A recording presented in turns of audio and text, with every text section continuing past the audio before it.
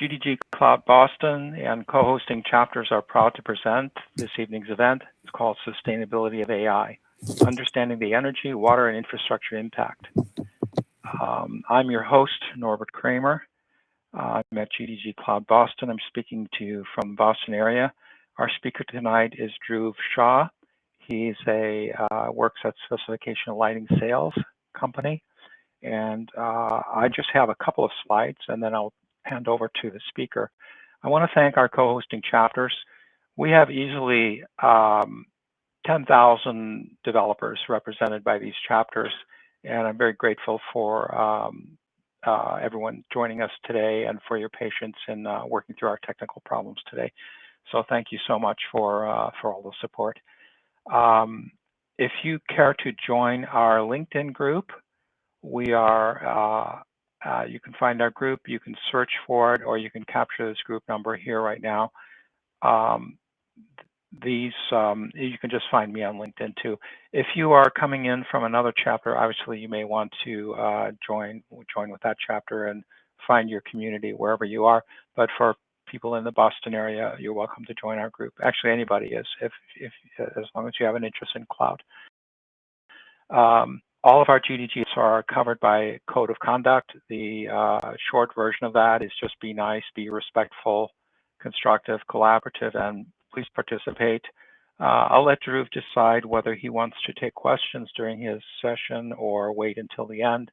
It's really up to him, but either way. If you want the legal spelled out version of the code of conduct, it is, there are some specific details there, but it's normally not a concern for us meeting.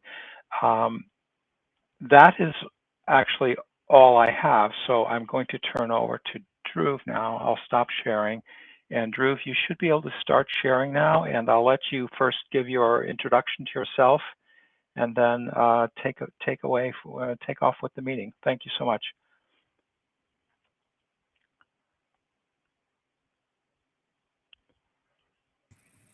Oh, thank you. Let me just share my screen first so we can get going. Yes, we are hearing you. That's a good start. We hear you and we see you. All right. So given the, there we go. Yeah, I'm seeing it, but not full screen. Yeah, so now, now You see my screen changing as well? it's in full screen and it's changing as you click through. Okay, Yes, right. it's So fine. that's just I wanted to make sure. Yeah, it's fine. All right. And we'll try to, do you wish to take the questions as they come or at the end? Yeah, I can do both. Like I have a couple of sections in the presentation, so I can stop it after every section, and we'll see if someone has any question. Yeah. It's open discussion. It's for more of a learning than a kind of a university lecture. So yes, Yeah. definitely we are open for. I'll try to watch the Yes. chat, but I won't interrupt you unless it's critical. Yeah. Thank Because you. I right now I'm in full screen, so I won't see if anyone. Exactly. I'll watch the chat in case something, catches on fire somewhere. All right. Okay, thanks. Thank you. So, good evening, everyone. Thank you for your patience, and I would like to welcome all the guests, engineers, and sustainability professionals. Thank you for joining me today for what I believe is very critical conversation at the current time, which is sustainability of AI in our industry.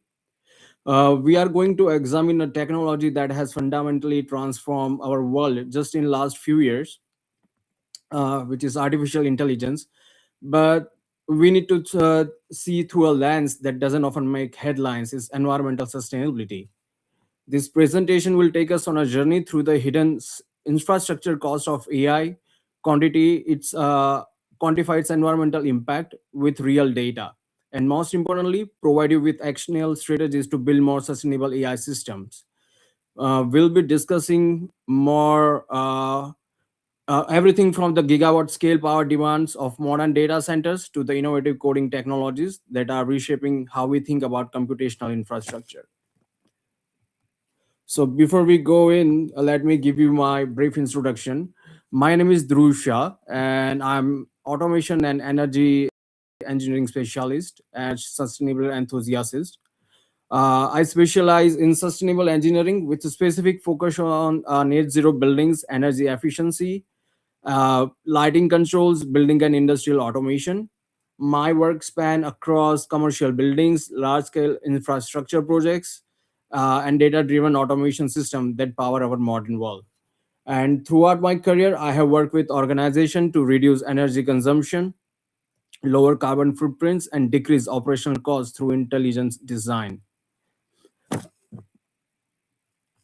Let's do. So the main thing is the growing demand of data center and understanding its impact. So when most people interact with Chat GPT, Gemini, or any other AI system, they see only the interface on their screen.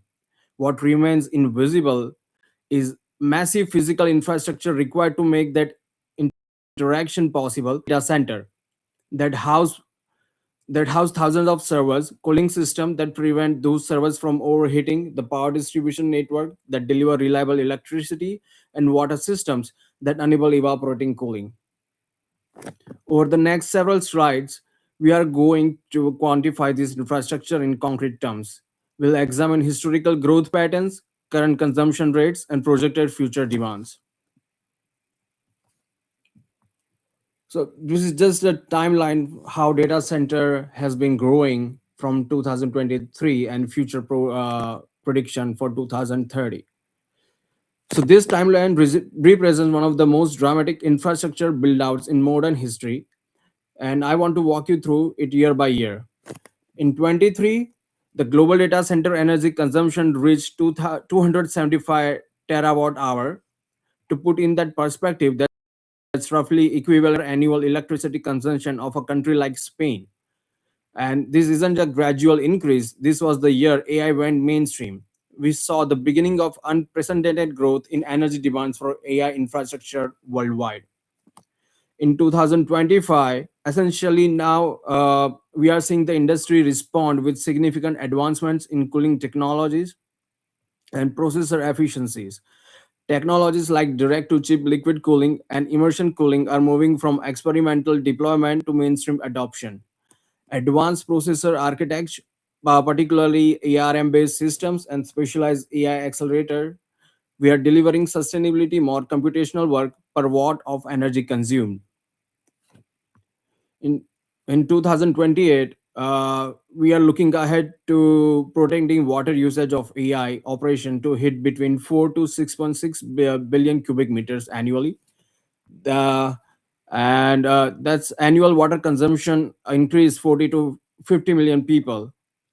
This projection is raising significant concerns about sustainability and resource management, particularly in water stretched region where data centers are competing with agriculture and municipal water supplies. Our forecast indicate that by 2030, the data center energy consumption could exceed 420 terawatt hours annually. That represents a 53% increase from 2023 levels in just 7 years.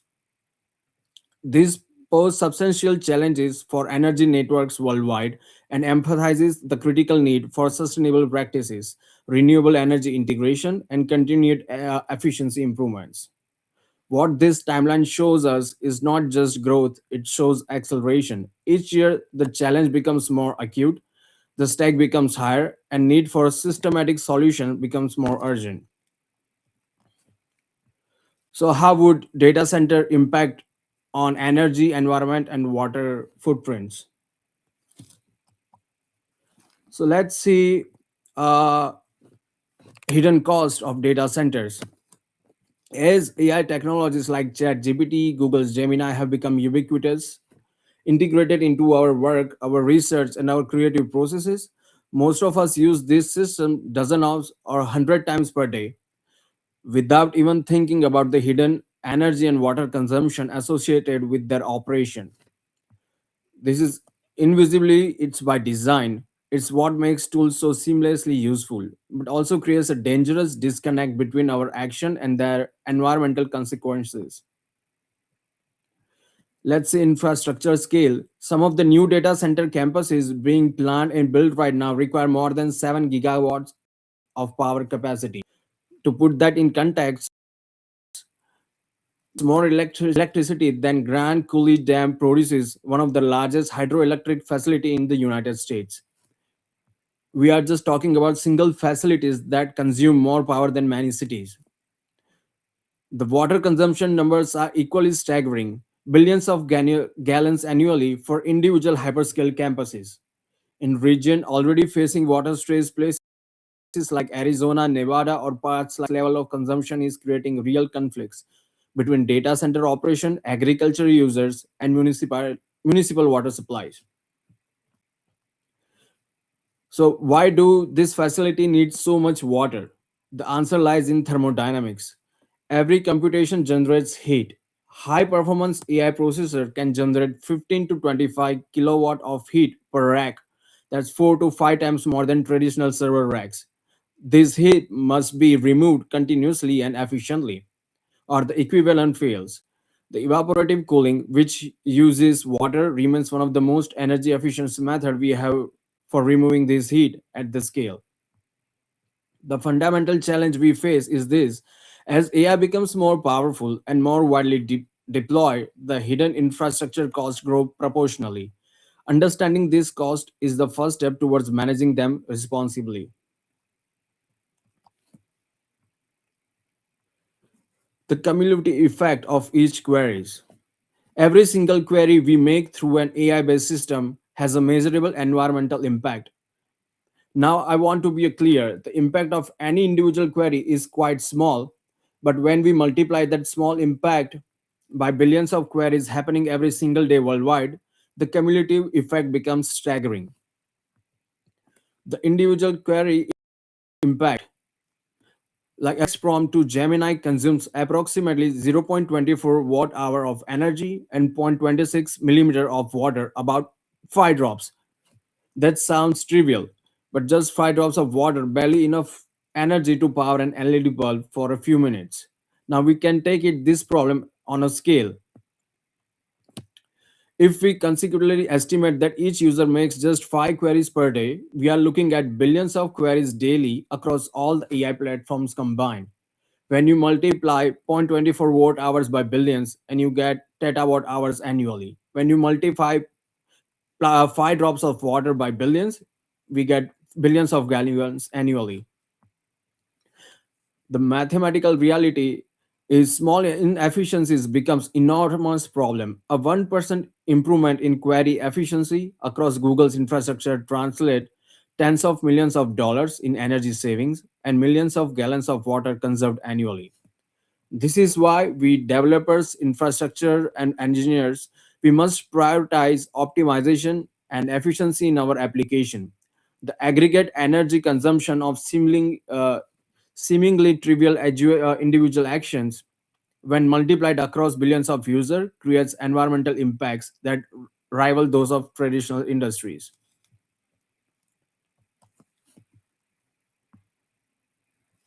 This slide represents the core inquiry that motivated this entire presentation. What is the true environmental impact of AI technologies and how do we manage it responsibly? The environmental implication of AI extended far beyond simply simple energy consumption. They touch on fundamental resource management challenges that will shape the development of digital infrastructure for decades to come. The first thing is accelerating infrastructure growth. The fast growth of AI focused data center is driving uh, exponentially demand for land, energy, and water resources. We are not talking about incremental growth here. We are seeing exponential expansion in facility size and capacity. This puts enormous pressure on the local infrastructure, electric substation, and water treatment facilities. The second is doubling of electricity demand. The models indicates that data center electricity consumption could roughly double by 2030 compared to 2023 levels. This isn't just an engineering challenge, it's a grid stability challenge. Many regions' power networks were simply not designed to accommodate such rapid load growth in concentrated areas. Third is cooling intensity and water stress. AI workloads with the dramatically higher heat densities increase cooling intensity and local water consumption significantly. A traditional data center might consume 1 to 2 million gallons of water per day. An AI focused hyperscale facility can consume 3 to 5 million gallons per day or more. In water stressed region, this level of consumption is simply unsustainable without major innovation in cooling technology. The fourth is embodied carbon challenge. While operational energy often gets the most attention, embodied carbon in materials and IT hardware represents a major environmental impact that's frequently overlooked. The manufacturing of advanced semiconductors, the production of server hardware, construction of facilities, all of this carries a substantial carbon footprint before we even turn the system on. Research from Arup suggests that in a fully renewable power data center, embodied carbon becomes the dominant environmental impact. The fifth is biodiversity and community pressure. The rapid build out of data center infrastructure harms biodiversity through habitat loss and places enormous pressure on nearby communities. We are seeing increasing opposition to data center development in regions from northern Virginia to Ireland to Singapore, driven by concerns about the noise, visual impacts, resource consumption, and lack of the local benefits. These five dimensions are interconnected. Addressing any one in isolation is insufficient. We need comprehensive system level thinking that considers the entire life cycle and the full range of environmental impacts. That's what sustainable AI engineering demands. The energy footprint of AI training. The numbers I'm about to share might shock us, but I think it's important we confront the reality of what large scale AI training requires from an energy perspective. GPT-3 training reality, where back in 2020, the process consumed 1287 megawatt hours of electricity. To in a context, it's equivalent to the annual electricity consumption of approximately 120 average US homes for an entire year. Uh, the GPT-3 was just the beginning. Global data center energy consumption has grown from 275 terawatt hours to projected 420 terawatt hours by 2030. That's approximately 53% increase in just 7 years. AI training and interface workloads are primary drivers of this growth. The new generation of AI facility being planned takes this is on an entirely different level. Some campuses now demand 7 gigawatts of more of power capacity.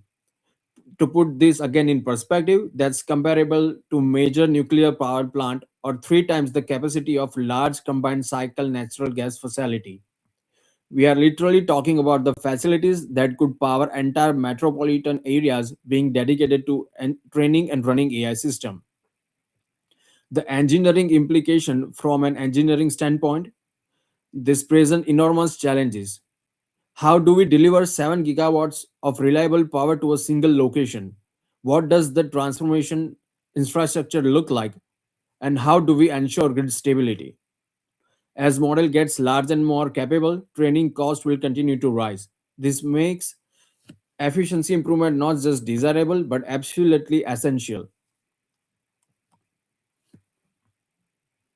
Let's walk through the carbon footprint math of training large AI models.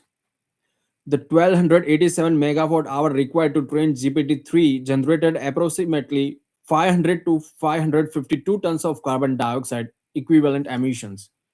Again, for context, is equivalent to the annual carbon footprint of 120 US homes, or roughly the emission from the 300 round trips between New York and San Francisco. For a single large language model training run, we are looking at over 626,000 pounds of CO2 emissions. That's equivalent to lifetime emission of 5 passenger vehicles or those 300 flights I just mentioned. One model, one training run. Across the industry, typical large language models generate between 30 to 550 tons of carbon dioxide equivalent per training run, depending on the model size, training duration, and the carbon intensity of the power source. That's a wide range, but even the lower end is substantial. The largest frontier models that GPT-4, Cloudy 3S, and the Gemini Ultra require millions of kilowatt hours and can generate tens of thousands of tons of CO2 if powered by fossil fuel electricity, thus approaching the annual emission of small industrial facilities. If that electricity comes from fossil fuel like coal or natural gas, we are looking at hundreds of millions of tons of CO2 emission annually. While carbon emission get majority of public attention, water consumption is rapidly emerging as an equally critical constraint of AI infrastructure. Uh, a medium-sized data center can consume 110 million gallons of water annually. For comparison, that's roughly equivalent to the annual water consumption of 1,000 households. But we are not building medium-sized data centers anymore. We are building hyperscale facilities that operate at entirely different scale. In 2023 alone, US data center consumed 17 billion gallons of direct water used on site for cooling, plus additional 211 billion gallons for indirect water consumption. The indirect water primarily represents the water used at power plants generating the electricity that data center consumes. The total over 228 billion gallons is roughly equivalent to the annual use of about 2 million American households. Looking specifically at AI operations, projections indicate that usage between 4 to 6.6 billion cubic meters per year by 2027. That's billion cubic meter roughly the annual water consumption of 40 to 50 million people. And some models suggest that this could increase by a factor of 2 to 4 by 2028. Remember the single Gemini query we discussed use zero point 0.26 millimeter of water, but multiply that by billions of queries happening every single day, and you can see how we arrive at this staggering annual total. And here is why this matters so much.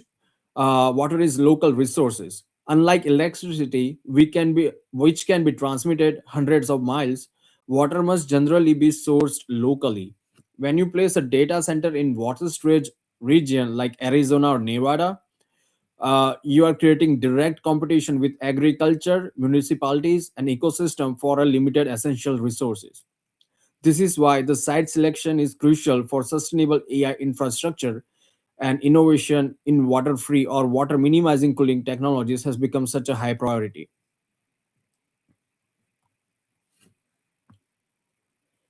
So in this slide, this is a virtual representation can help us understand the physics structure and water flows that makes AI operation possible.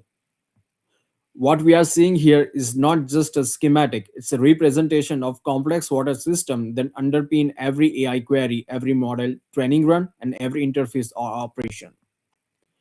So direct cooling infrastructure. On the left hand side, you see the cooling towers and evaporative cooling system that are responsible for direct water consumption. These systems work by evaporating water to remove heat, a thermodynamically efficient process, but one on that permanent consumption water that must then be replenished from the local source. The second is indirect water pathways. The broader system shows the indirect water consumption pathways, the water used at power plants to generate electricity, the water embedded in the manufacturing of equipment, the water used in building construction. These indirect impacts often exceed direct consumption by an order of magnitude. The diagram also illustrates where closed loop water system can reduce consumption, recirculating cooling water, treating and reusing blow down water, capturing condensate. These are engineering solutions we can implement today to reduce direct water consumption by 20 to 40% in many cases. What this visualization makes clear is that water use in data center it's not a single point problem. It's a system challenge involving sources water quality, treatment processes, cooling system design, and wastewater management and environmental discharge requirements. And notice that heat recovery pathway shown here. This represents one of the most promising opportunity in sustainable data center design. and capturing waste heat and using it productively. Several European data centers are now supplying district heating systems with waste heat, effectively converting a disposal problems into valuable resources. So, in the next slide, we need to understand why water consumption is so intimately tied to AI operation. This comes down to fundamental thermodynamic and physical constraints. The first is the power density challenge. Modern AI server racks generates 15 to 25 kilowatts of heat or more. Some of the latest GPU dense system for AI training are pushing towards 30 to 40 kilowatts per rack. For comparison, a traditional enterprise IT rack might generate only 3 to 5 kilowatts. We are dealing with heat densities that are 4 to 8 times higher than conventional data centers we are designed to handle. The direct water consumption rate. This is where those millions of gallons per day come from. Cooling tower evaporate 3 to 5 million gallons per day at a typical hyperscale data center.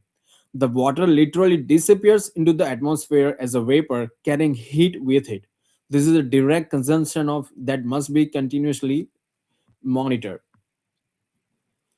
The indirect water impact.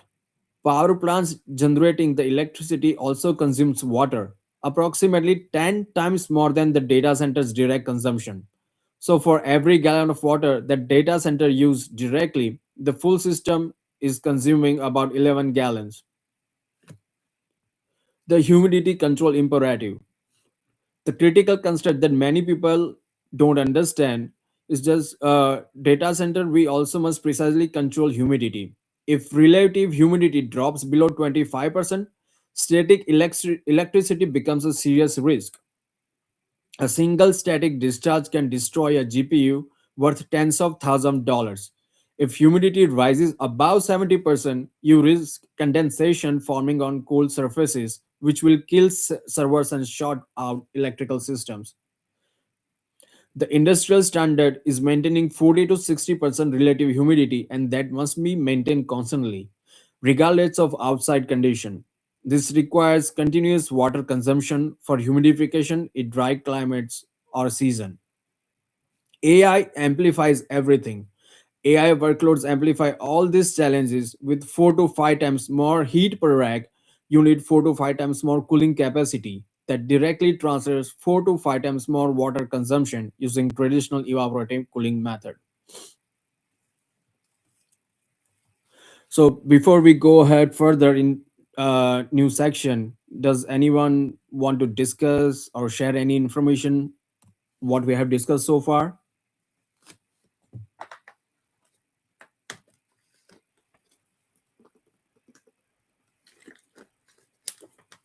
I saw one question in the chat.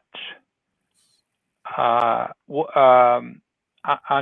asked, what does energy consumption compared to a high use RESTful API look like? So I guess I'm interpreting that as, let's say, a web server that's being fully utilized. I think you gave a partial answer in the power per rack is kind of part of the answer, but I don't know if you know more detail than that. Where is the question again? I don't It's in see. the public chat. I don't know if you're seeing that. Okay, Anil. Okay, what does the Use energy consumption compared to high use RESTful API looks like? I do not have data for that, unfortunately. Yeah, but I think what you just said is the density per rack is like Yeah. about 5 times more than traditional data center. Okay. Can I go ahead? I think so. I'm unfortunately, I think the only way that people can ask questions is through the public chat. My intention was to make this open for everybody that could just speak on the microphone, but I don't think that got set up correctly today. So we'll just have to use the public chat. Yeah, I think you can go ahead, please. Okay. All right.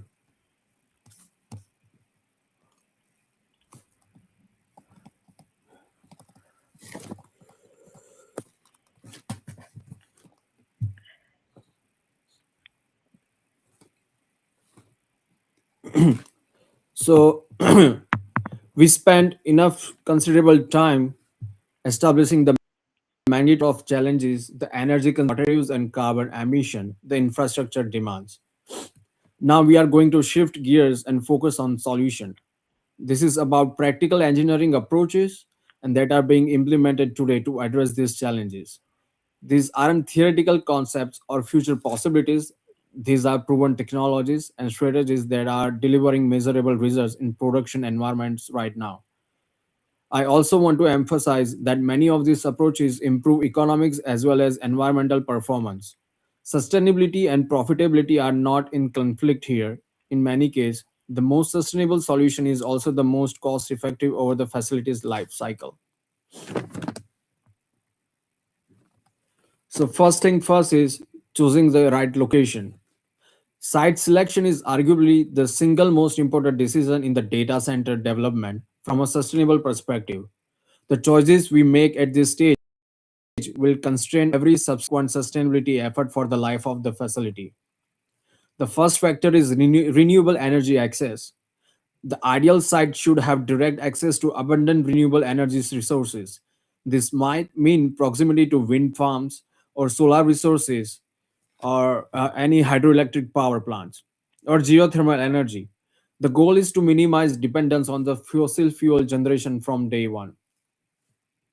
The second factor is access. The site with access to reclaimed municipal wastewater for industrial cooling represent a major opportunity.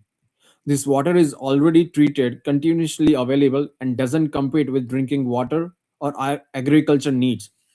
Several hyperscale operators are now partnering with municipalities to use reclaimed water, solving problem for both parties. Third factor is cool climate advantages. Site in cooler climates can achieve 70 to 95% free cooling hours annually. When outside air temperature is low enough, we can cool data centers with minimal mechanical refrigeration, which can dramatically reduce energy consumption. This is why we are seeking major data center development in places like Iceland, Ireland, Scandinavia, and Pacific Northwest. The fourth factor is local government support. Successful projects require active support from local authorities. This includes streamlined permitting processes, infrastructure investment coordination, and alignment with regional economic development goals. Sites where data centers can partner with local government to deliver mutual benefits, job creation, tax revenue, infrastructure improvements are far more likely to succeed. Fifth factor is NIM NIMBY, not in my backyard. That opposition has killed billions of dollars worth of data center projects. Avoiding this means engaging communities early, understanding their concerns, and designing projects that deliver tangible local benefits. Sites with existing industrial zoning and community support are preferably to greenfield location that will face community opposition. The sixth factor is waste heat partnership. The final factor is the potential for beneficial reuse of waste heat. The ability to turn waste heat into vulnerable resources rather than something to be disposed of represents both an environmental and economic opportunity. The key insight is that none of these factors should be evaluated in isolation. The best site optimized across all six dimensions simultaneously. This requires sophisticated analysis during the site selection phase. Benefit faster permitting, lower operating cost, and reduce environmental impact, better community relations pay dividends for the decades.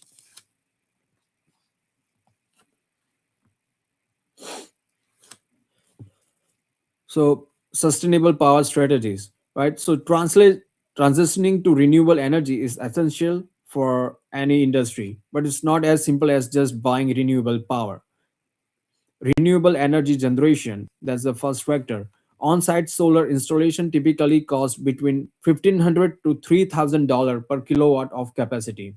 While that many seem expensive upfront, the operational costs are minimal. The sunlight is free, and modern solar panels have 25 to 30 years of lifespan. For data centers with large roof areas or available land, solar can supply meaningful portion of daytime power needs. Power purchase agreements represent another critical pathway. These are typically 10 to 20 years of contracts that finances new renewable projects. The data center commits to purchasing the power, which enables the developer to secure financing and build new wind or solar facilities. This approach is particularly valuable for data centers that cannot physically install enough on-site generation.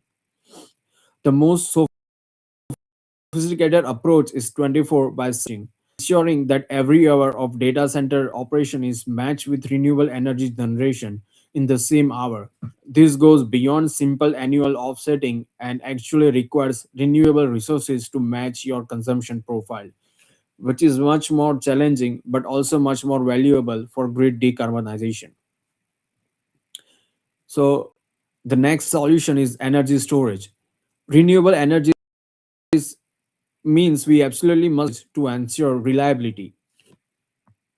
Lithium ion batteries provide 4 to 8 hours of storage with round trip efficiencies of 85 to 95%. These are excellent for daily solar shifting, storing excess solar generation during the day and discussing it in the evening when the sun sets, but computational loads continues. Flow batteries offer longer duration storage, 8 to 24 hours, at cost between $250 and $800 per kilowatt hour. These are particularly valuable for handling multi-day weather events for seasonal variation in renewable generation. Hydrogen system enables seasonal storage and eliminate the need for diesel backup generators. We can produce green hydrogen through electrolysis when we have excess renewable power, store it for weeks or months, and then use it in fuel cells when needed. This is still more than battery storage, but it solves problems that batteries cannot address. Thermal storage costs only 15 to $80 per kilowatt hour and can store cooling capacity, allowing us to run chillers during off-peak hours and renewable generation is high, and use the stored cooling when demand. The key lesson is that no single storage technology solves all the problems. The most resilient system use a portfolio lithium for short duration needs, flow batteries or hydrogen for longer duration, and thermal storage for cooling load shifting. This is a layered approach provides both reliability and cost effectiveness.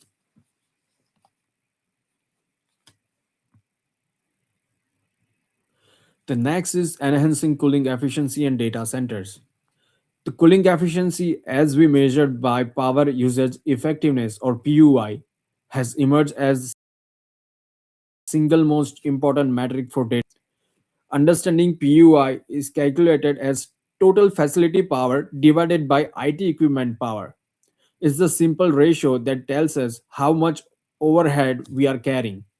A PUE of 1 would be perfect, every watt going to useful computation. In reality, we need power for cooling, lighting, network equipment, and power conservation losses. For the references, a POE of 1.3 means 23% of our power is wasted to a non IT system. This is achievable with modern liquid cooling designs.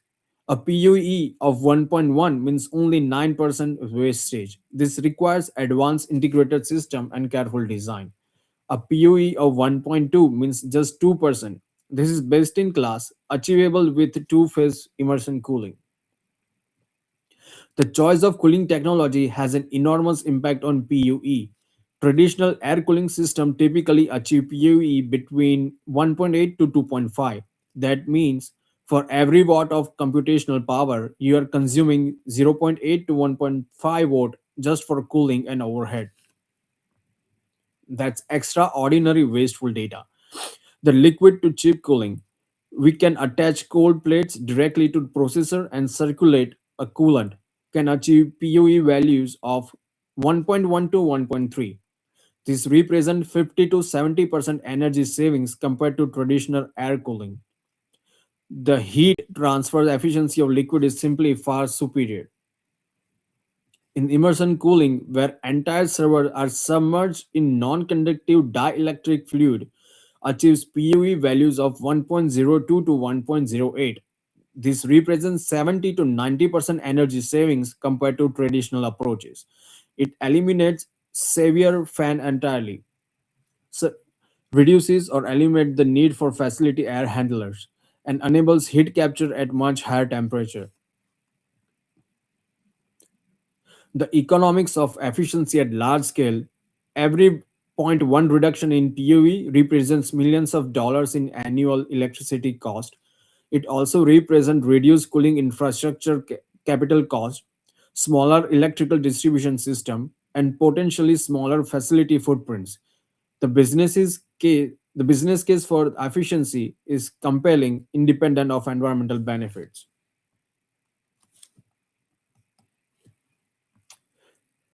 So now let's see from the development perspective. Efficient infrastructure for AI development. In this area, where developers can have enormous influence through their technology choices. First is ARM, which is advanced risk machines. Processors have emerged as game changer for sustainable computing. They deliver 1.7 to 2.4 times better performance per watt compared to traditional Series 86 processors. Major cloud providers have invested heavily in ARM based offering. Amazon Web Services has its Graviton processor, Microsoft Azure offers Ampere Ultra, and Google Cloud Platform has Tau T2A instances, all ARM based. This processor can deliver the same computational output while consuming 50% less power and generating 50% less heat. For many workloads, ARM instances are also 20 to 40% cheaper than equivalent Series 86 instances. So you get both environmental and economic benefits simultaneously. Container technology. Container Containerization represents one of the most significant efficiency improvements in modern computing. Traditional physical server typically run at 5 to 15% utilization, meaning 85 to 95% of hardware capacity sits idle most of the time. Virtual machines has improved this to 40 to 60% utilization. But containers, particularly when orchestrated with systems like Docker, can achieve 60 to 80% utilization or higher. That's 70 to 85% energy savings compared to physical servers. Containers enable automatic scaling, so you can provision exactly the resources needed at any given moment and realize them when they are no longer required. Combined with resources limits and qualify for service controls, this ensures no computational capacity is wasted. The next is serverless computing.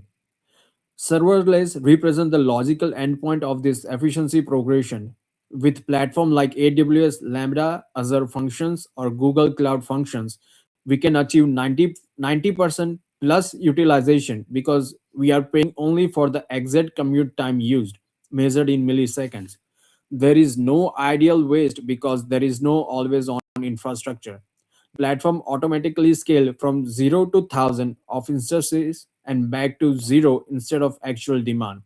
For appropriate workloads and event driven functions, intermittent processing, and variable demand applications, this can be the most efficient approach possible. The critical message here is the developer controls these choices and can reduce environmental impact of their application by a factor of 10 to 2. Let's drill deeper into advanced risk machines processor specifically because uh, it's represent one of the most immediately actionable sustainability improvements available. ARM processor achieve approximately 80% power reduction for the same computational workload compared to traditional 86 series processor. This comes from fundamental architectural differences ARM uses as a simpler, more efficient instruction set that was originally designed for mobile device where power efficiency is paramount. So we can consider real world savings. Suppose we have 100 servers running continuously for a year with 86 processor drawing on an average of 350 watt each. The annual energy consumption goes 100 server times 350 watts times 8,760 hours equals 366,600 kilowatt hours. Now we can switch to ARM. The annual consumption goes to 153,300 kilowatt hours. That's a saving of 153,300 kilowatt hours per year. At 10 cents per kilowatt hour, there's $15,320 and preventing 79 tons of carbon dioxide emission annually. Now, if we scale that to a data center with tens of thousands of servers, we are looking at millions of dollars in savings and thousands of tons of CO2 prevented. So, for a developer action, the major cloud providers offer ARM instances: AWS, Graviton, Azure Empire, Google Cloud Tau. The technology is proven, it's available, and in many cases, it's cheaper than Series 86 equivalents. But the adoption requires developer action. Application must be compiled for ARM architecture. Dependencies must be verified. Testing must be performed. This requires an investment of engineering time upfront, but the payback, both environmental, economic, is rapid.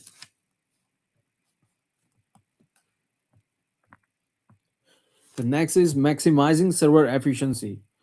The virtualization and containerization have fundamentally transformed data center efficiency, and worth understanding just how dramatic this transformation has been. The physical server baseline. The traditional physical server, each running a single application or workload, typically achieve only 50%, 15% utilization. That means 85% of the hardware capacity, the processor, the memory, the storage, and networking, everything is waste. It's ideal. The virtual machine environment. By running multiple virtualized operating system on a single physical server, utilization increased to 40 to 60%. The represent 60 to 80% energy savings. Compared to physical server, we are consolidating workloads onto fewer physical machines, reducing the number of servers that need power and cooling. Now, next is container optimization. Container take this further because containers share the operating system kernel rather than virtualizing the entire operating system. They have much lower overhead. Container orchestration platform like Kubern, uh, Kubernetes can achieve 60 to 80% utilization or higher through intelligent workload placement and auto scaling. This represents 70 to 80% energy savings compared to physical server. The next is serverless maximum efficiency. The serverless computing approach is 90% plus utilization because resources are located only for the exact duration of actual computational work. There is no ideal capacity at all. The next is consolidation mathematics. If we have one server running at 15%, we need approximately 40 server to handle the equivalent workload at 70% through containerization. That means 96% fewer physical server, 96% less power consumption, 96% less cooling requirement, and 96% less embodied carbon in hardware manufacturing. The result is properly architected modern infrastructure is approximately 40 times more energy efficient than traditional approaches for the same computational output, and same work can be accomplished.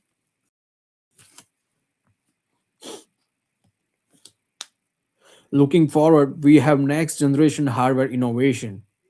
The first is 3D 3D chip staking.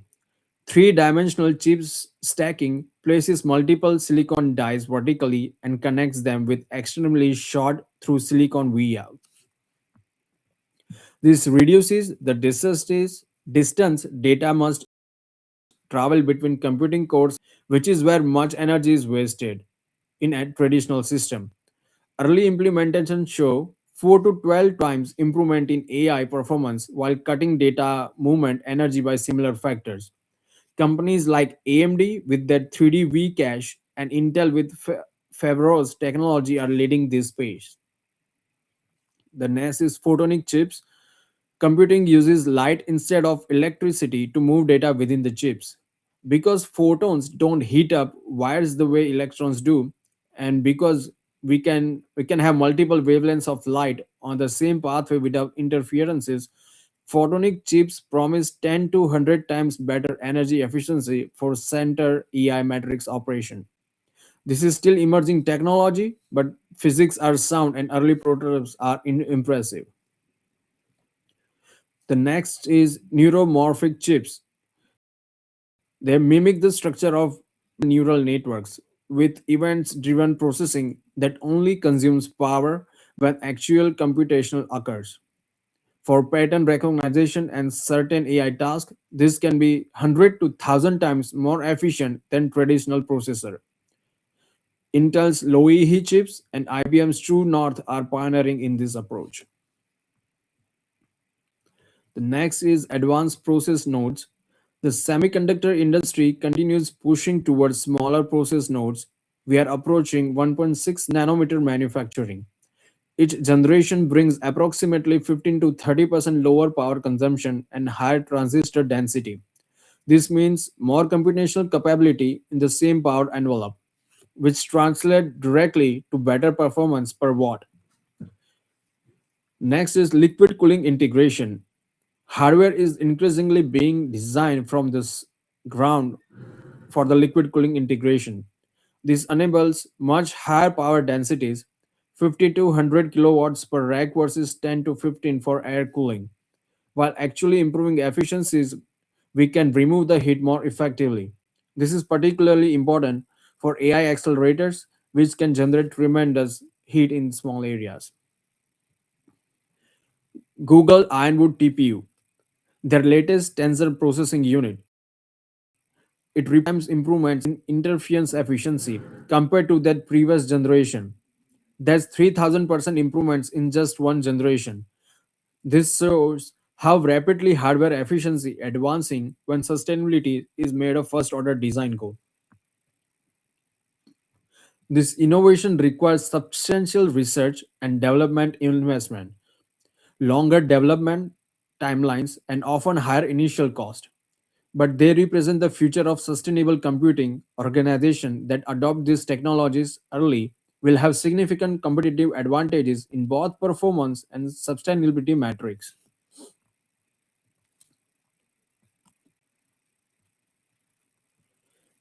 Now let's shift our focus to what developers and AI practitioners can do to the application level to reduce environmental impact.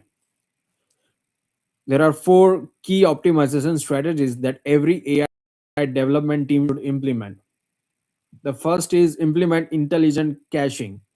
Caching query results can reduce API calls by 50 to 70% for typical application. If a user asks the same question or a very similar questions that you have answered recently, we don't need to run the model. We can return the cached response instantly. This saves energy, reduces latency, improves user experience, and costs less. The infrastructure to do this straightforward, Redis, Memcached, or application level caching all work well. And here API means application programming interface. Second is batch request. Instead of making individual API calls for each request, batch multiple requests together. This can reduce energy consumption by 40 to 60% because the model can process multiple input in a single forward pass, and the overhead cost can be avoided.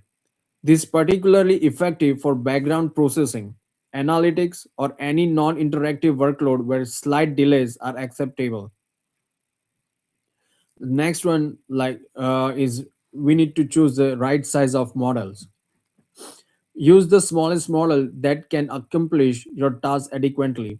A 7 billion parameter model consumes roughly one tenth of the energy of a 70 billion parameter model. For many task classification, simple question, answering, summarization, smaller models work perfectly well. The energy difference is enormous. If You are using a 70 billion parameter model where a 7 billion parameter model would have sufficed. We are wasting 90% of energy consumed. The next one is fine tune small models. Instead of using massive general purpose models for specialized tasks, fine tune smaller models on your specific use case. This can be 10 to 100 times more energy efficient than repeatedly querying large models. You invest energy upfront to train a specialized model, but the interference is much cheaper. The next is smart model selection strategy. Simple tasks like classification or keyword extraction use 7 billion parameter models. Medium complexity tasks like summarization or simple reasoning use 13 to 30 billion parameter models. Only the most critical complex tasks that absolutely require maximum capability use 70 billion parameter plus models. This strategy ensures you are using appropriate computational resources for each task, minimizing waste while maintaining quality where it matters.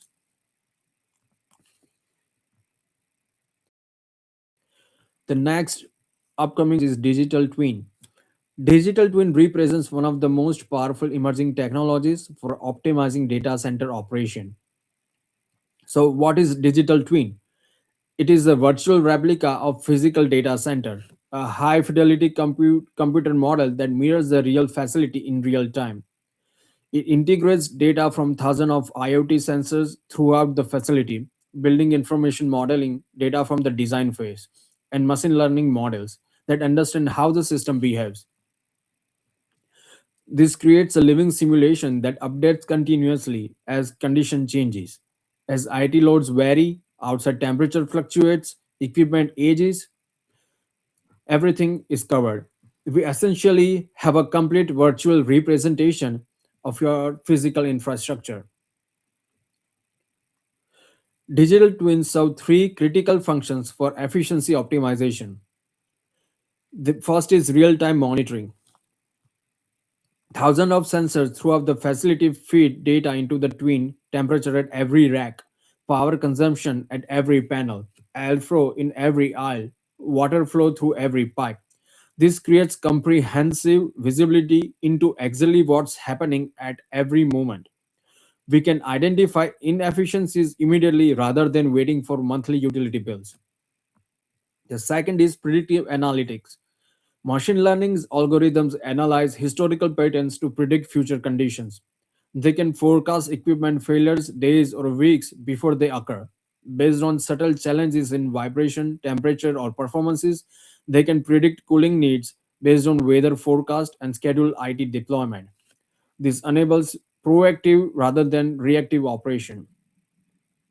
The next is virtual testing. And uh, we can test operational challenges in the virtual environment before implementing them in the real facility. Test it in the twin first, considering a new cooling strategy, stimulate completely before spending any capital. Whatever we are trying to implement, we can try in digital twin before it actually happens on site. So Google implemented DeepMind's AI-powered digital twin for AI data centers cooling optimization, and their results are 40% reduction in cooling energy consumption. It represents millions of dollars in annual savings and proportional reduction in carbon emission. The predictive maintenance enabled by digital twin typically reduces unplanned downtime by 25% or more. Equipment failures are anticipated and prevented rather than causing service disruption. This improves also extending equipment life and reducing the embodied carbon impact of premature replacements. And what makes digital twin particularly powerful is that they continuously learn and improve. As they accumulate more operational data, their predictions become more accurate. As they test more optimization strategies, they develop better understanding of system behavior, the efficiency improvements, and compound over time. Digital twins are the foundation for increasingly autonomous data center operation. The facility can monitor itself, optimize itself, and even the repair itself with minimal human intervention. That definitely doesn't mean that we are removing humans out of operation. We do need skilled humans, but they can rather focus on strategic decision than tedious routine work. For sustainable AI infrastructure, digital twins are becoming essential. They are the management layer that ensures efficient hardware is actually operated efficiently, that capacity is used optimally, and energy isn't wasted through substantial configuration. Uh, Before we go ahead, any more questions? And I hope Anil might have gotten some information in my slides regarding API.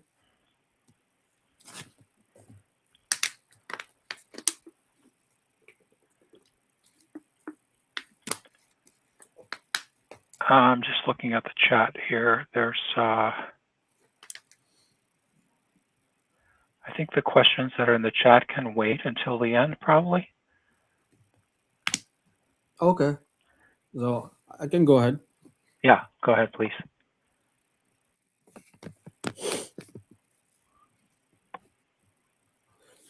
So, we have discussed numerous technologies and strategies for improving sustainability. But as the saying goes, we cannot manage what we cannot measure. Measurement serves several critical purposes in sustainable AI infrastructure. First, it provides objective assessment of current performance. Second, measurement enables comparison of alternatives. Third, the measurement supports accountability and transparency. Fourth, the measurement drives continuous improvement. On the next slide, we discuss the key metrics used to evaluate data center sustainability.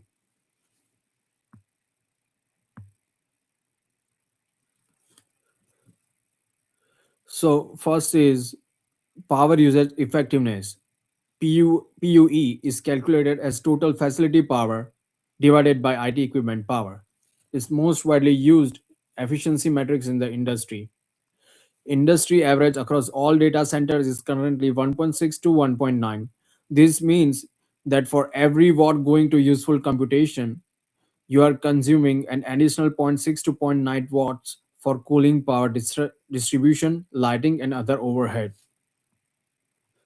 Best in class facilities achieve PUE of 1.07 to 1.1. Google and Facebook have multiple facilities in this range. This represents excellent engineering and optimization across all the system. For new construction, our target should be PUE for 1.3 or lower. This is achievable with modern design practices, liquid cooling, efficient power distribution, good airflow management without exotic or unproven technologies.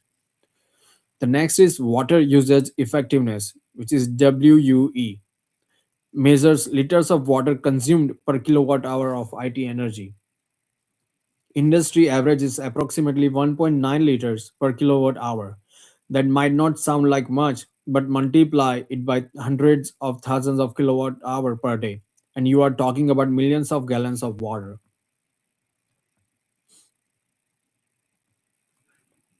The immersion cooling system can achieve WUE of less than zero point 0.1 liters per kilowatt hour roughly, a 20-fold improvement. This is because immersion cooling eliminates evaporative cooling and can operate at higher temperature that enable more efficient heat rejection. The next is carbon usage effectiveness, CUE. It measures kilogram of CO2 equivalent per kilowatt hour of IT energy.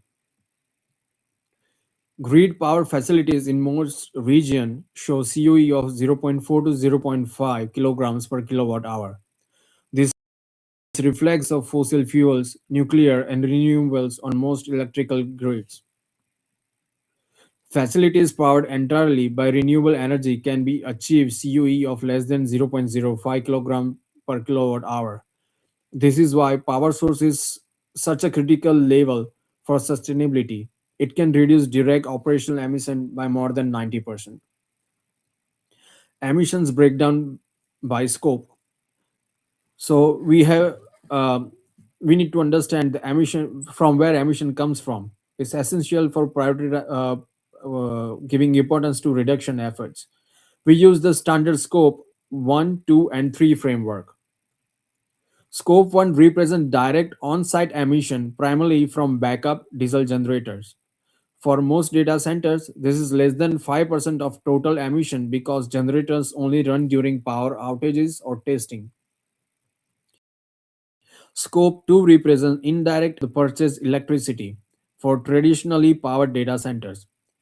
This is 75 to 85% of total emission, and this is AI's biggest carbon impact and most important reduction target. Scope 3 represents all other indirect emissions like manufacturing of chips and servers, construction of even facilities, employee travel, and so on. This is often unreported because it's difficult to measure, but it's significant. Research suggests scope scope 3 might represent 15 to 30% of life cycle emissions. The next is the measurement challenge. What's crucial to understand these three metrics are only as good as the measurement systems that generate them. PUE, for example, can vary significantly based on where you place the measurement boundary, whether you include certain systems, and how you handle part load conditions. For credible, sustainable reporting, you need consistent measurement methodology, verified data sources, and transparent disclosure of assumption. Without these metrics, mm, it becomes performance marketing rather than meaningful accountability.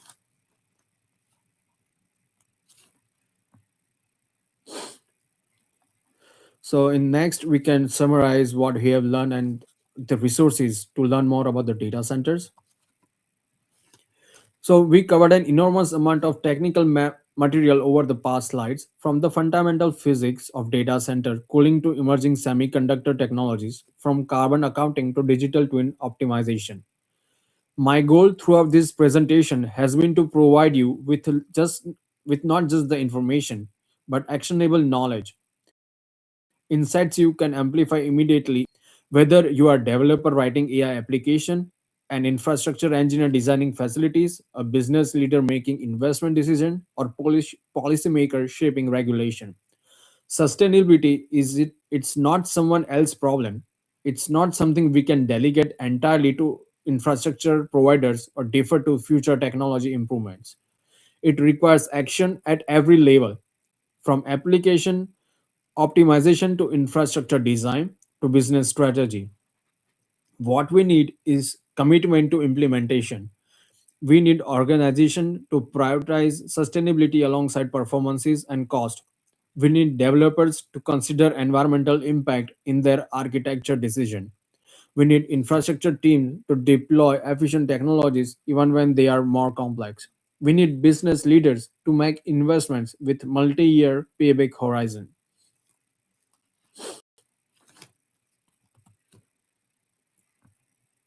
So the key takeaway for sustainable AI. The first is scale transform everything. AI infrastructure is projected to multifold electricity, water, and energy consumption by 2030. Billions of users making billions of queries daily. The cumulative impact rivals major industries. This means small efficiency improvements at the application or hardware level translate to massive aggregate benefits. The second is technology solutions exist today. The technology required for sustainable AI infrastructure exists and are proven right now. Liquid cooling, advanced processor, renewable energy, and digital twin technology can reduce power consumption and carbon emission. The third one is system thinking is essential. No single optimization solves the sustainability challenge. You cannot simply swap in ARM processor and declare victory, or install solar panels and ignore cooling efficiency. Sustainable AI requires integrated systems thinking optimizing across the hardware selection, cooling technology, power source, software architecture, workload management, and facility operation simultaneously. The interaction between these elements create either compounding benefits or hidden inefficiencies. The fourth point is developer decisions matter enormously. Infrastructure team can provide efficient data centers, but if the developers write insufficient applications, those infrastructure investment are wasted. Application level decision, which model to use, whether to create cache, how to batch request, when to use serverless versus always on infrastructure, often have larger sustainability impacts than infrastructure choices. Developers must be empowered and educated to make environmentally conscious decisions. And the most important thing is collaboration is necessary. Achieving sustainable AI requires coordination across multiple stakeholders. Developers must work with infrastructure teams. Data center operators must engage with utilities and regulators. Technology companies must partner with local communities. Equipment manufacturer must provide transparent environmental data. No single entity can solve this alone. It requires industry wide collaboration and shared standard and collective commitment. The next is transparency. What gets measured and reported gets managed and improved. Transparent sustainability metrics PUE, WE, CUE, renewable energy percentage create accountability that drives continuous improvement. The organizers measure these metrics internally but report them publicly, allowing customers, investors, and regulators to access progress and hold companies accountable.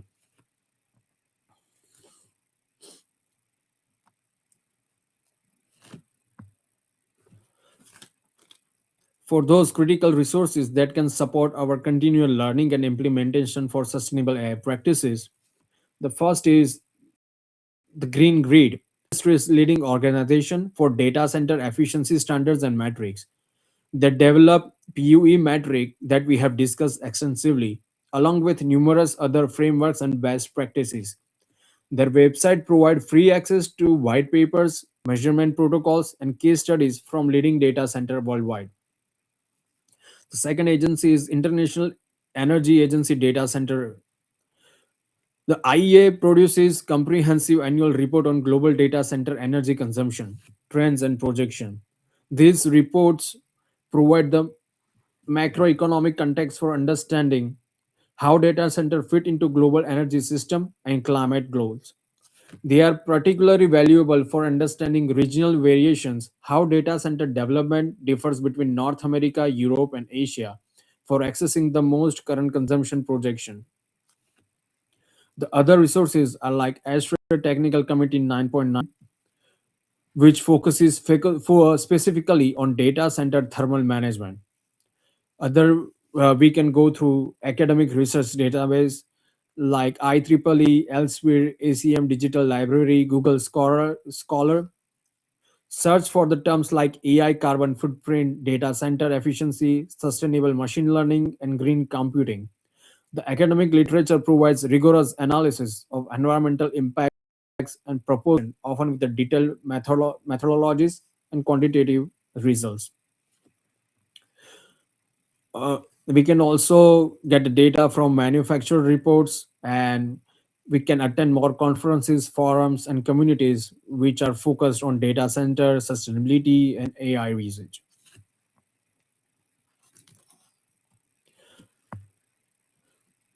So before we conclude, I wanted to address the ethical dimension of AI sustainability. Questions that go beyond pure technical optimization to consider the fundamental purpose for which we are deploying this resources intensive system. Not all applications have equal social value, yet they all impose environmental cost. This creates an ethical imperative to ask difficult questions. Which AI application genuinely benefit human enough to justify their environmental impact?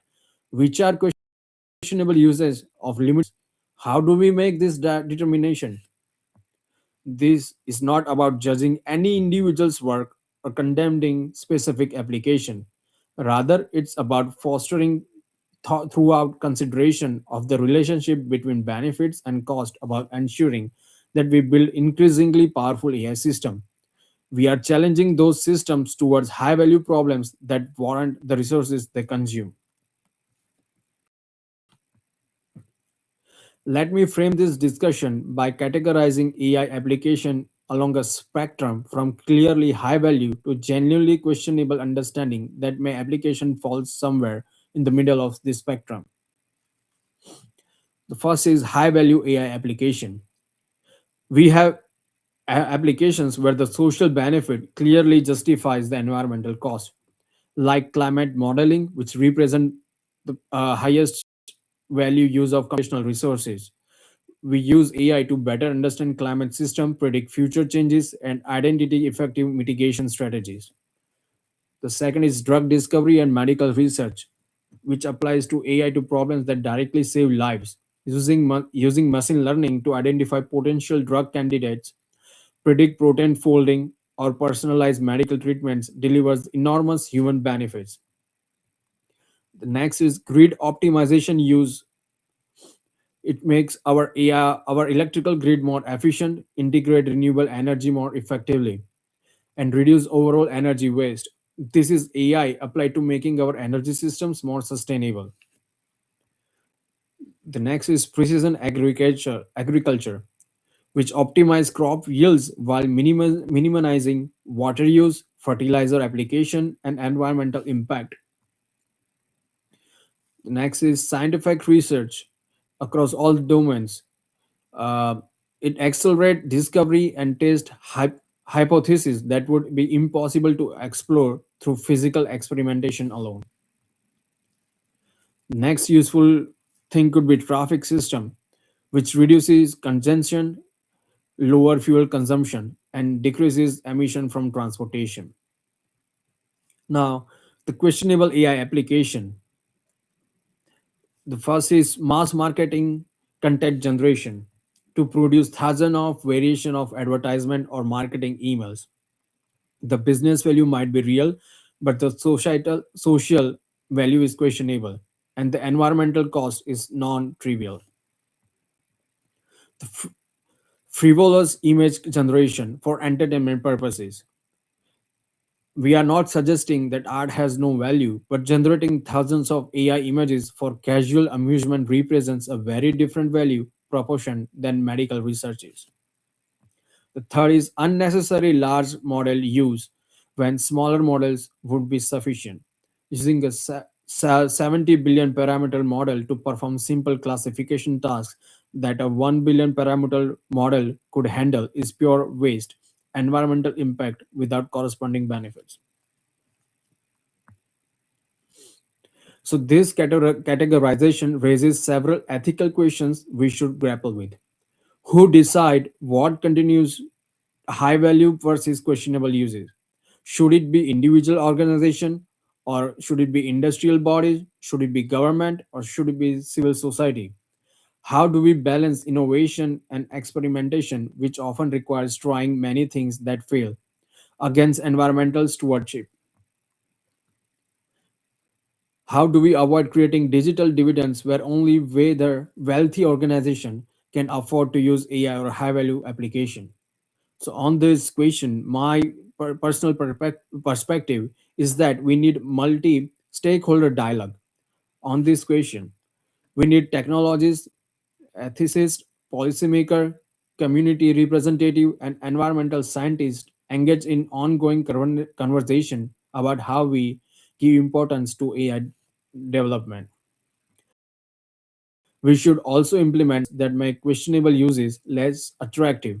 For instance, pricing structures that reflect true environmental cost or requiring environmental impact disclosure for large scale AI development.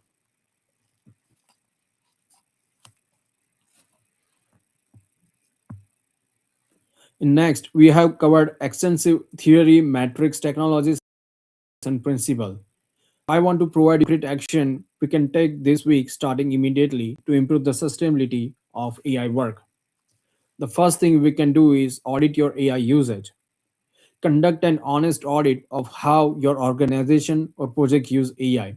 Make a list of every AI model you are calling, every AI service you are using. For each one, answer three questions. The first is this AI use genuinely necessary, or could the problem be solved with simpler non AI approaches? Many problems don't actually require machine learning. Sometimes a well-designed rule-based system or simple statistical model works fine at a fraction of computational cost. The second is, are you using the smallest model that can adequately perform the task? If you are using GPT-4 for simple classification, that GPT 3.5 or even a fine-tuned 7 billion parameter model could handle, you're wasting resources. The third, implementing basics, optimization like caching and batching. These are low hanging fruits that we can often deliver 50% or greater efficiency improvements with minimal development effort. Document your findings. Estimate the energy and financial savings available from optimization. Present this to your team or leadership. Use concrete numbers to make the case for investing in efficiency. The second action, check cloud provider sustainability metrics. Every major cloud provider now publishes sustainability dashboard and carbon accounting tools. Log into your AWS, Azure, or Google Cloud Console and examine your environmental footprint. Look at the carbon intensity of your workloads. Are you running in regions powered primarily by renewable energy or in carbon intensive regions? Most cloud providers now allow you to specify regions' preferences for sustainability reasons. You can choose to run workloads in region with cleaner power grids, often with minimal impact on performance or cost. Review your instance types. Are you using instances optimized for sustainability? AWS Graviton instances, for example, deliver better performance per watt than Series 86 alternative. Switching might require some application modification, but the benefits are substantial. Examine your storage patterns. Are you storing data in most efficient tier? Are you retaining data you no longer need? Storage has environmental cost, both the energy to power drives and the embodied carbon in hardware. Eliminating an unnecessary storage reduces environmental impact. And third action is right size your models. Implement a model selection strategy based on task complexity. Create simple guidelines for your team. For basic tasks like classification, sentiments analysis, or keyword extraction, use small models, 7 billion parameters or less. This handles simple tasks perfectly well at a fraction of the cost. For medium complexity tasks like summarization, simple question answering, or content generation with clear constraints, use medium model 13 to 13 to 30 billion parameters, and reserve large model 70 billion parameters or more only for the most demanding tasks that genuinely require maximum capacity. Complex reasoning, open-ended creative task, or problem requiring deep domain knowledge might justify large models, but they should be the exception, not the defaults. Document this strategy and share it with your team. Make it part of your architecture review process. When someone proposes using a large model, ask them to justify why a smaller model won't work. This creates organizational discipline around efficient AI use.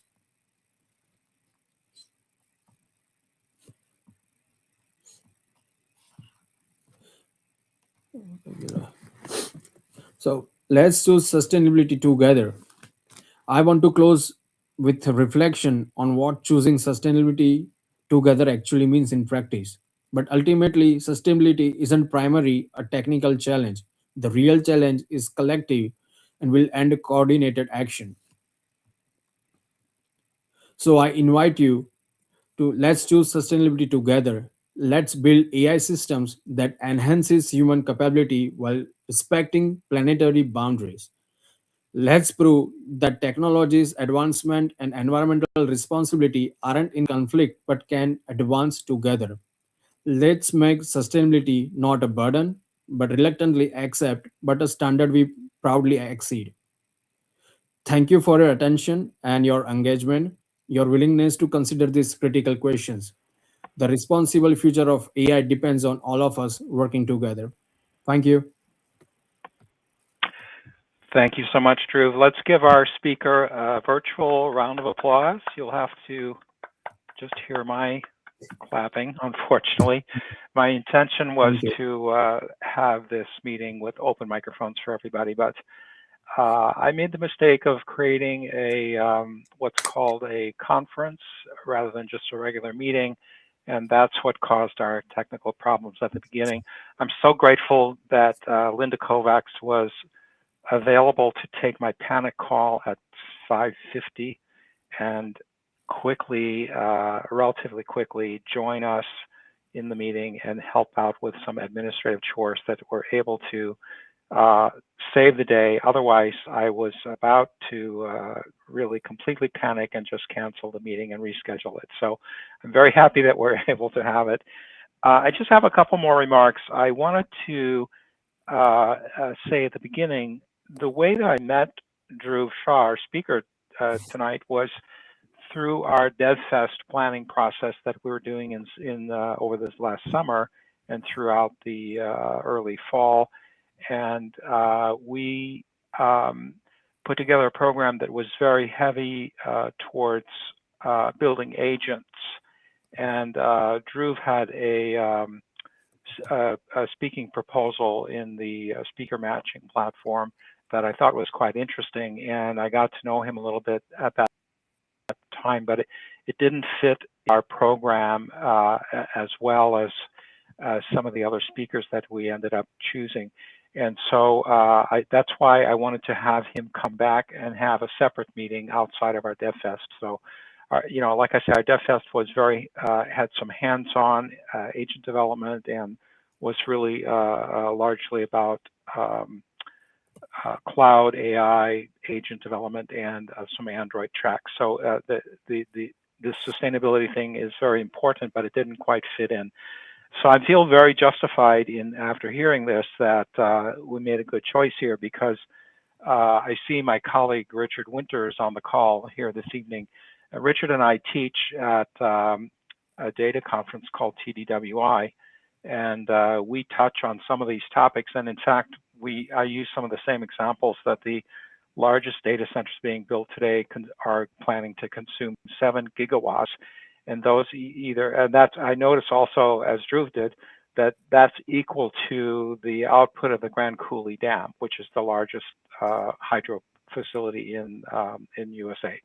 There are some larger ones in China, like Three Gorges, but I think Grand Coulee is our largest in the USA, and actually quite a bit bigger than Hoover Dam, which I think is more famous. So I had noticed the same thing, and what's great is that you know, Richard and I are kind of like viewing this as, well, it's not the main point that we're talking about. It's just kind of incidental to the other topics that we're mentioning, and so we don't go into much depth, and we don't have the expertise that Dhruv has, and he is actually a trained sustainability engineer, and it's a big difference, right? Okay, the level of expertise is much greater, and I think you can see from the presentation that that's true. I just have a personal anecdote as well about the amount of power per rack. I think that's astonishing. About 15 years ago, I remember going to the Netezza user conference in Boston, and first they had brought a actual Netezza TwinFin 12 system, which is a full 1-rack system that was so-called big data warehouse system appliance that was in vogue at that time, and that system consumed about 8 kilowatts. And I think they brought it, could look around the front of it and watch the lights blink and so forth as it was processing. I actually walked around to the back of the machine, and I just stood next to the fans that were roaring out this huge amount of heat, what seemed to me like a really hot desert wind coming out of the back of that server rack. And that was 8 kilowatts. And we're now seeing power densities of, you know, 5-7 times more than that, if not more, and trending higher because of the intense power consumption, particularly of GPUs.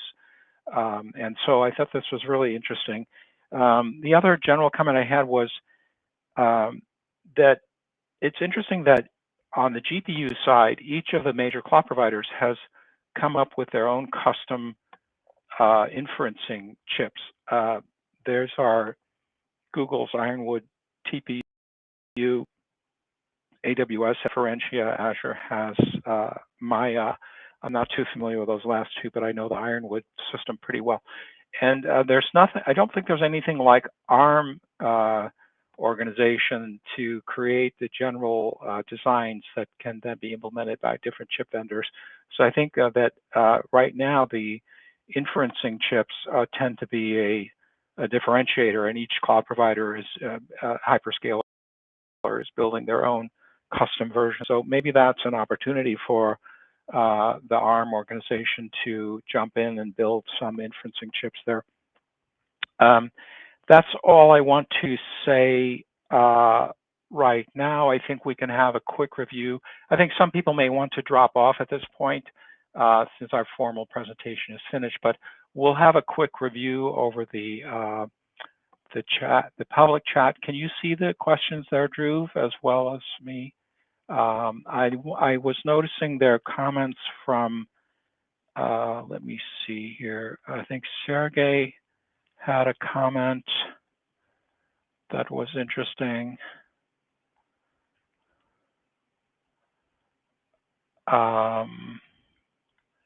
Let's see if I can find it now.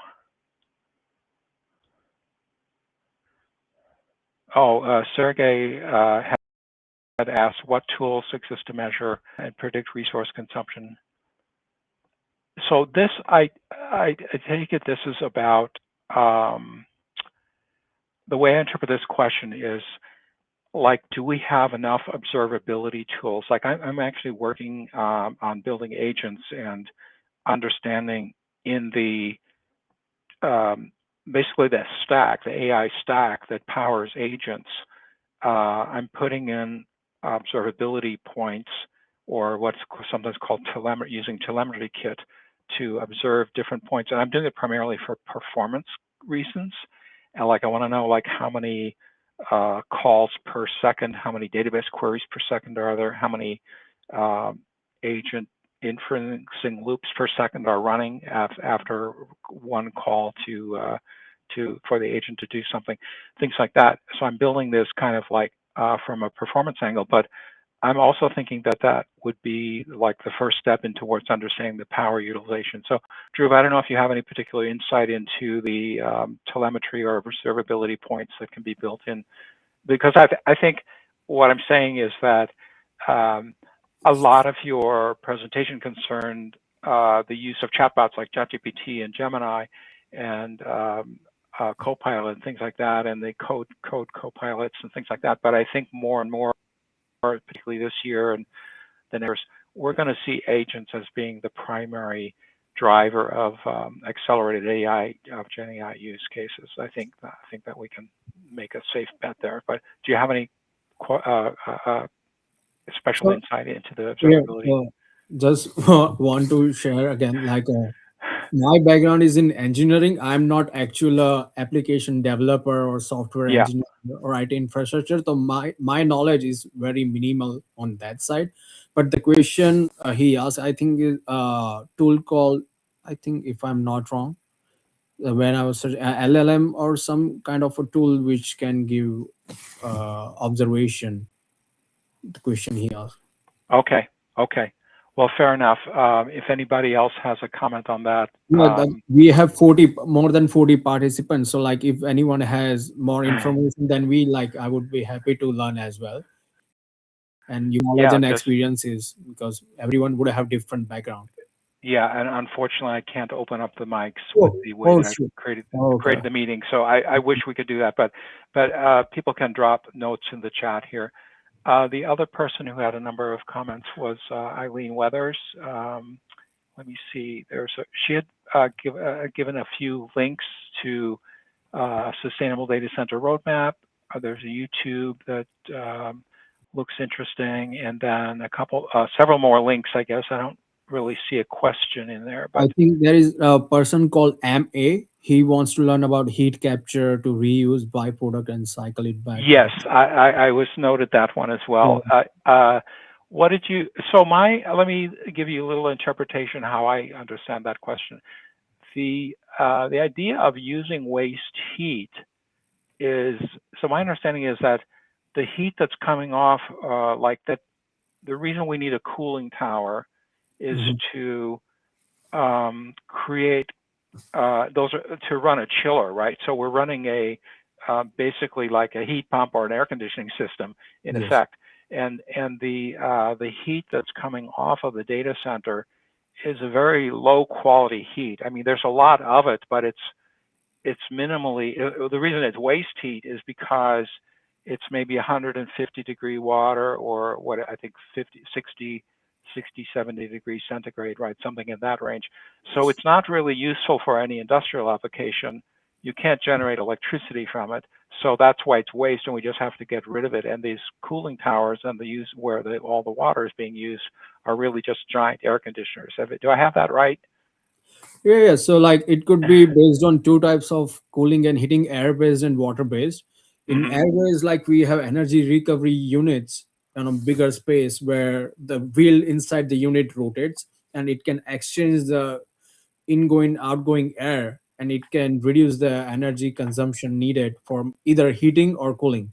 I'm just giving general example how it works. So whenever air goes back to the building, you actually don't require that much amount of mechanical energy. So if we need cooling, the you can still use coming I mean returning air to cool the air from previous from outdoor air. And if you are planning to give heat, you can still use the return air to provide the heating. Yeah, And that's clear enough. yeah, But for sorry. the thing is, I'm thinking of if you were in a if you were in a city like Boston or New York City where you Mhm. have a high density of buildings and you can have actually like an electric generating station. There's one in Boston on Neyland Street, for example. I think it uses a cogeneration approach where the basically what if it were a standalone electric generator, it would have a lot of waste heat and maybe need a cooling tower. But because it's nearby the buildings, they can actually, Mhm. They uh, can use it as a domestic heat water yeah. as well. So that's where the water goes as well. So depends on your application. Either is air based or water based. You can use it, But and you the can use the through the thing heat is, exchange. these giant data centers are not near any office buildings that might be able to use the heat, right? So when you put the data center out in the middle of Texas in the Right. field, you just you just really don't have any use for that But data it's center low itself, quality heat, right? yeah, yeah. Like if they have like offices or any kind of like workstation, bathrooms, anywhere, they can still use it. Yeah, but they're Depends likely in on Texas, they're likely to need more cooling rather than heating as well. So the- you kind of can't win. yeah, depends on where it's located. We were discussing in Boston, so I was answering based Yeah. on. Okay. So it's I think as you pointed out, it's a lot of complex issue. Yes. Um, the other kind of general comment that I had was well, 2 points actually. Um, you mentioned that the engineers and developers have a lot of ability to influence the direction and make certain choices here. I would just add, I would make that a little bit broader and include also project managers and leaders and Mhm. architects and the kind of solution architects who are designing the cloud solutions. Because as when I've worked as a data engineer or AI engineer, the the number one incentive that I have is to ship code quickly and not worry about anything else really. And so sustainability would be at this point, I think lower on the list than saving money. Okay, if there's an opportunity, if there's an obvious opportunity to save money, that would have some priority. I think the actual sustainability right now, because the awareness may not be there, and for other factors, it's just if it gets in the way of shipping code, it's going to be put down on a lower priority.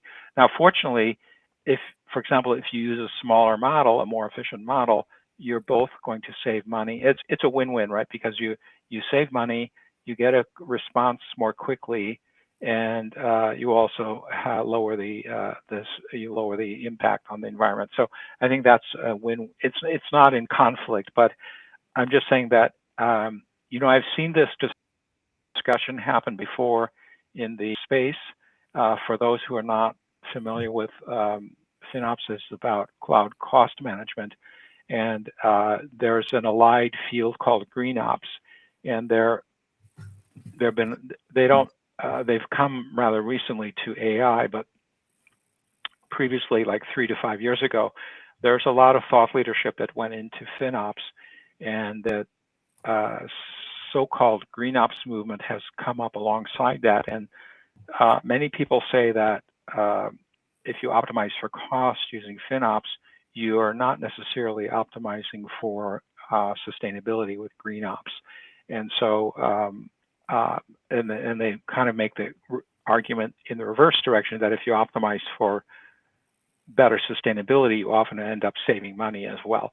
So they're not in conflict, but they're also not exactly 100% aligned with each other. So um, yeah, I think I'll leave it at that. The other thing I would ask you, Drew, is do you trust the sustainability measures from the cloud providers? Because these Yeah. aforementioned green ops people in particular say they will claim that I think they say every hyperscaler, at least of the large hyperscalers, they all do what they call greenwashing, right? They say they promote um, the best possible picture by reporting only scope one emissions. And so I guess my take on that is that within a cloud provider, let's say Google, we're here at a Google GCP, Google developer group meetings, right? So I'll talk about Google. Within Google, if you some of the data centers are marked as lower CO2 emission than others. And I think one cloud provider, we can probably assume that the numbers are relatively comparable within one cloud provider. I'm less sure that they are comparable across, like Google's um, number is directly comparable to AWS number. I'm less sure about that, and a little bit concerned that it is only the scope one emissions primarily that are being reported. So um, I don't know if you have a comment on that, but that's just what I've been Uh, that's what I've been exposed to as a non-expert in the field. yeah, it can have another presentation for 2 hours. Yeah, It's a debatable question, I would say. But do, we need to work on whatever reports we receive from. yeah, fair Yeah. enough. Do you think the PUE numbers are those are rather accurate? I think because it's Yes, yeah, yeah, it's easily able things. it's easily measured, right? Because it's the input Yeah. to the entire data. It's at an aggregate level, right? You're just measuring the whole power being used by the entire facility, which you can get off of the electric meter, for example. What every data center knows what their electric bill is that they have to pay to the electric company and so forth. So I think the PUE number I think is as far as I know pretty reliable, and those would be comparable then across the different hyperscalers. But I'm less sure about the other, the CO2 emissions number. They may have some variation in their methodologies of how they calculate that. So um, I think there's definitely opportunity for you to come back in a few months and give us an update, and Yeah. we'll see how that goes. So let me see if there are any last questions here. Um, let's see. I think just some thank yous, and just as There I is to quantify consumption matter at a granular level.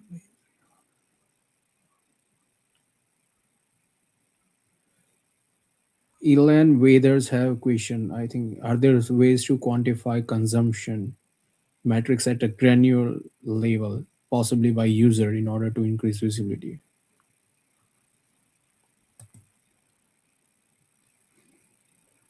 That's very deep and minimal. Like how much every user consumes per query. That's data, I think. I I don't think we are advanced up to that level. Hmm. Not sure. It's a good question, but I don't have Hmm. any information if we can measure. Like if I search something right now on chat, uh, emission or water consumption, I just created. Yeah, I think that's right. I think it gets back to that question of observability and telemetry. I think my impression is we're also not there yet. I think like even some of the estimates of 5 drops per query and whatever things like that. I'm not sure. Like I don't even know what one standard query would be on ChatGPT, right? Because when I'm using Gemini, I typically to ask rather complicated questions on the Gemini application itself. If I have a simple question, I would just put it into Google and hope that I get a Right. AI, just a AI generated response from Google, which is probably also powered by Gemini, but I'm not using the Gemini app per se. Um, there was another, I'm just reading one more from MA at timestamp. Do you see that one? Yeah, the big tech companies are measuring their outputs in terms of energy use at the data centers, but they aren't realizing. I think there is an Amazon employee in finance department. Is it a question or he's just sharing? Well, I think it's a comment up to a point, but He's there may be. involved in some lawsuit with the organizer. It was on the news. I saw it. Also, Hugging Face has one of their managers. So she is looking to partner with researchers Mhm. academics. Why these Europe are already building better efficient North America? I know in Alberta there are startups heat capture of the data centers there, but I heard there is no.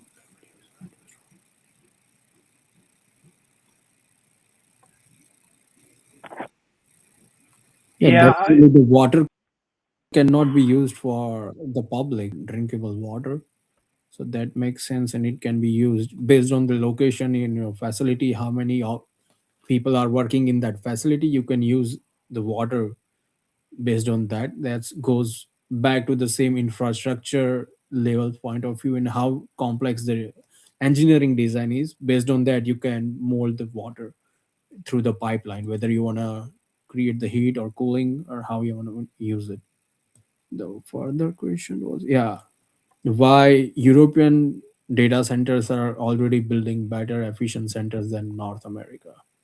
Norbert, do you have any comment on that? I'm not familiar with that. I'm not. I mean, I don't know the facts of how much better they are in Europe, but I just would would be guessing here. But I think that there are more regulations in Europe than there are in US. So, for just take a simple example, like it was Europe that forced Apple to change the connector on the iPhone, right, to use a USB-C, right? So I think there is just generally more environmental consciousness in Europe, and I don't know if they have stricter regulations as far as data centers. I'm just reading the last part of that. In Alberta, there are startups that are looking to do something with the heat capture for data center. I think um,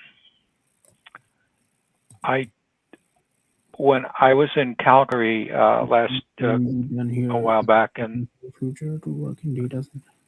I noticed they had a hydrogen facility there that was, I think, able to use some waste heat to create hydrogen. Company scale back on system. Yeah. Well, I think that's the point that I was taking away, that in most places in the U.S., because it's relatively warm here, um, the heat that comes off of a server is the reason it's waste heat is because it's a very low quality heat, right? It's not hot enough to run a generator or do much with it. And I think that I did look it up at one point, but the facilities that create hydrogen, I think, are able to use heat that is a relatively low amount of heat. But The, sorry, go I've ahead. just seen low temperature water can be still used in cogeneration as a first stage of heating rather than using their steam Yeah. generation, everything. Okay. So it still happen. It still can be happen at cogeneration. For electricity, if you are using steam, then if you are using some kind of energy to convert steam, right? So you can use that Yeah.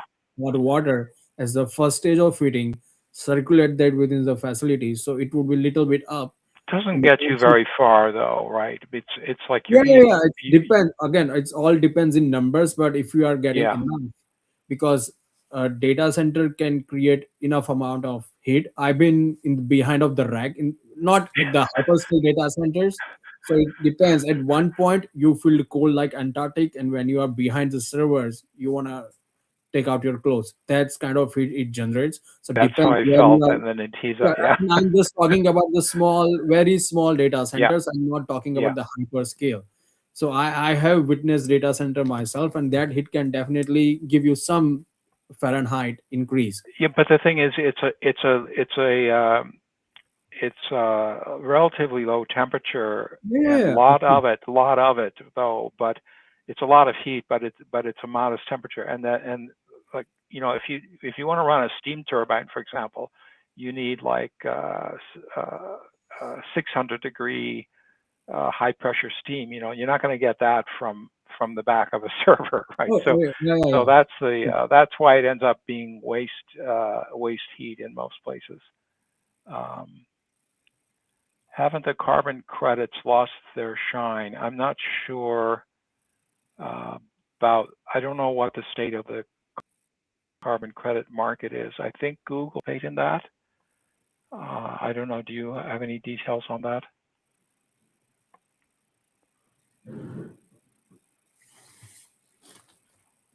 Okay, some of the sustainability students are worried that companies scale back on sustainability. That's a tough question. Do you think more can be done to help students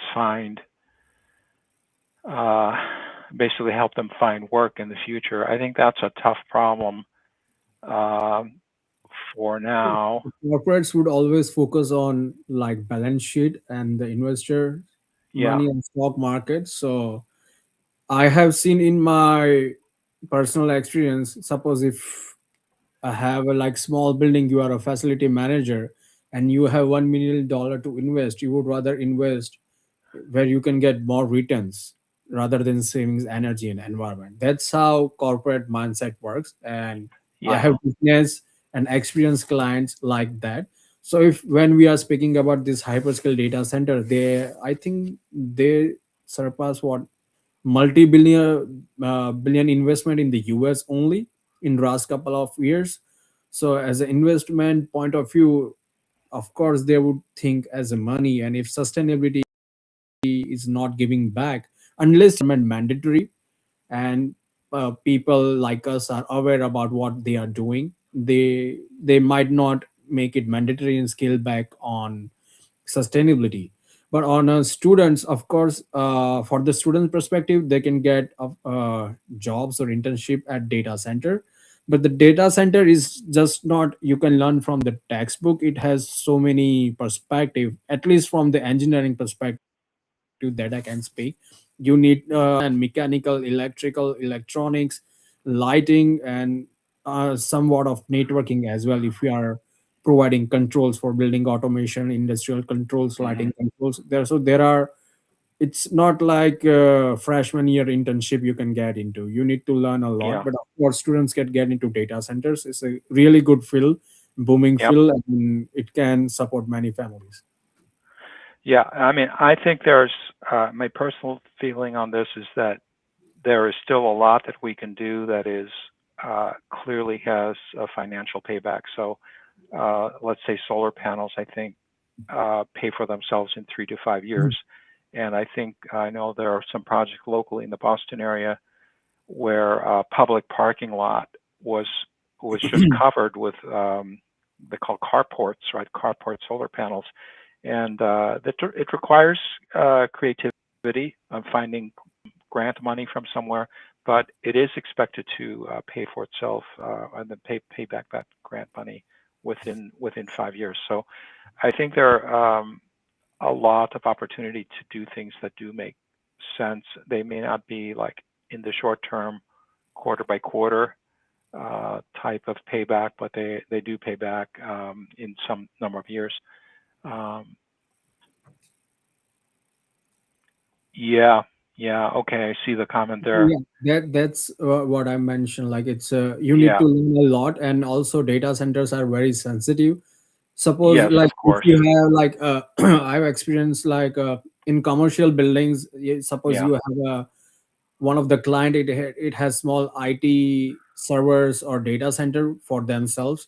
It's a very critical spot for them. You generally don't even get physical access to IT rooms or data center they have, and they always monitor it so much. Like if there is a water leak, if there is a hydrogen leak, or if there is a low yeah, or high temperature, so they keep monitoring and they invest a lot. So maybe for that reason, if you are considering for small data centers where you have a couple of racks, they prefer somewhat experience to respond. Considering hyperscale, they won't probably won't rely on juniors where they are try to learn something. Like it's not a fault of juniors or new graduates, but like you need to learn the discipline how to work in data centers, and how many things needs to be controlled and monitored in data centers. And if something goes wrong, you need a very swift attitude to solve it, because you do not get time to fix it. As soon as it breaks it, you have to fix it. You have to have inventory to yeah, replace the faulty units or faulty equipments which monitor. If it's a real alarm, then you need to work maybe in the midnight. yeah, They of can course, tell you with irrespective of time. So that could be one of the reason they are not preferring junior. But that's, I of cannot course. do anything on that. Well, again, I think that's probably enough material there for another talk on another day. Okay, sure. I think we'll leave it here. I think we had a really good discussion.